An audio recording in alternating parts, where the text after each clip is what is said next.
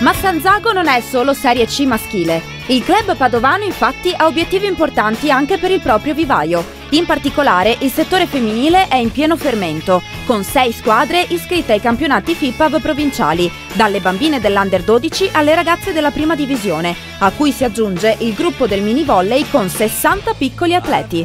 La società vuole insegnare bene i fondamentali alle giovani, senza però tralasciare il divertimento. L'obiettivo della società, per quanto riguarda il settore giovanile di cui io mi occupo, quindi Under 13 e 14 femminile, pone l'attenzione soprattutto sui fondamentali, quindi è importante che le ragazze imparino bene i fondamentali.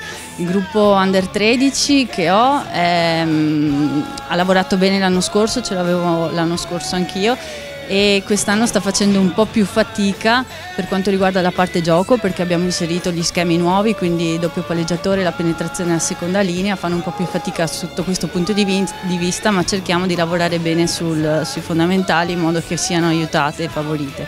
L'Under 14 invece l'anno scorso ha avuto un campionato molto difficile, sono prese un pochino più indietro, bisogna lavorare un po' di più per quanto riguarda la tecnica. Quindi si stanno stancando con esercizi noiosi su palleggio e bagger, ma cerchiamo in palestra di lavorare bene, di divertirle, di cambiare, di rendere il tutto insomma più divertente possibile. Se Under 13 e 14 hanno ancora molta strada da fare, l'Under 16 già dimostra buone potenzialità. Infatti, ben 6 ragazze uscite dal gruppo dell'Under 16 quest'anno sono state inserite in prima divisione e il giovane coach Raffaello Macente punta a ripetere l'ottimo risultato. Noi crediamo fortemente nella battuta, lo riteniamo il fondamentale su cui si fonda la pallavolo moderna, ed infatti è fondamentale dove siamo migliorate di più da inizio della stagione finora e ci ha consentito adesso cominciare a ingranare con i primi risultati.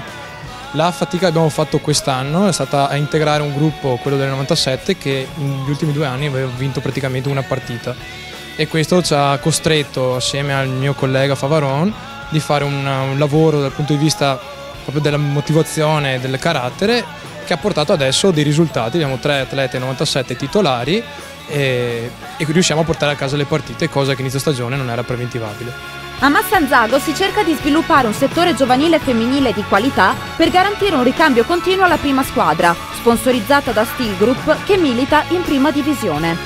Il gruppo è un mix di ragazze giovani ed esperte di età compresa tra i 15 e i 29 anni, con l'aggiunta di 2 rinforzi provenienti da Fossò e Super Volley Piombino. Diciamo che il settore giovanile e femminile in questo momento sta funzionando molto bene, abbiamo degli allenatori che da alcuni anni stanno lavorando, direi, discretamente. Abbiamo raggiunto degli obiettivi, diciamo, importanti, siamo arrivati a fare le fasi finali anche l'anno scorso, e questo ci serve da serbatoio, diciamo, per la prima squadra, una prima squadra che quest'anno abbiamo ringiovanito per più di metà atlete. Abbiamo fatto un mix tra atlete di un certo livello, di buona conoscenza della pallavolo, e atlete che vengono dal settore giovanile.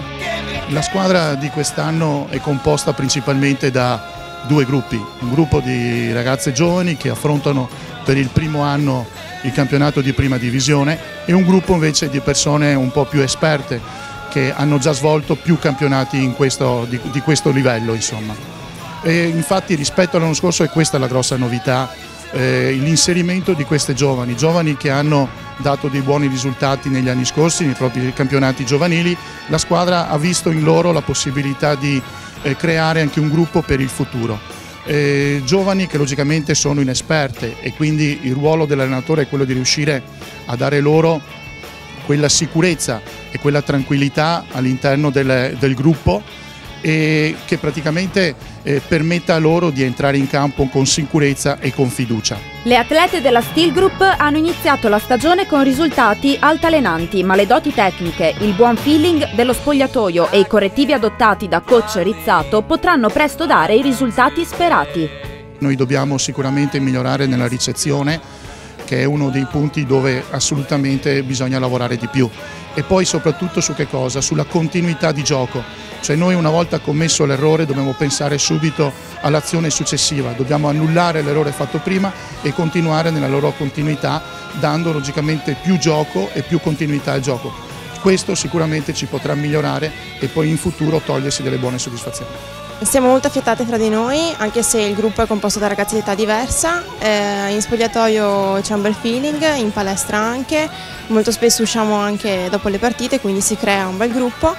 Siamo fiduciose di quest'anno e speriamo di rimanere alti in classifica anche a fine campionato. Insomma, a Massanzago ci sono tutti gli ingredienti per far bene. In bocca al lupo, ragazze!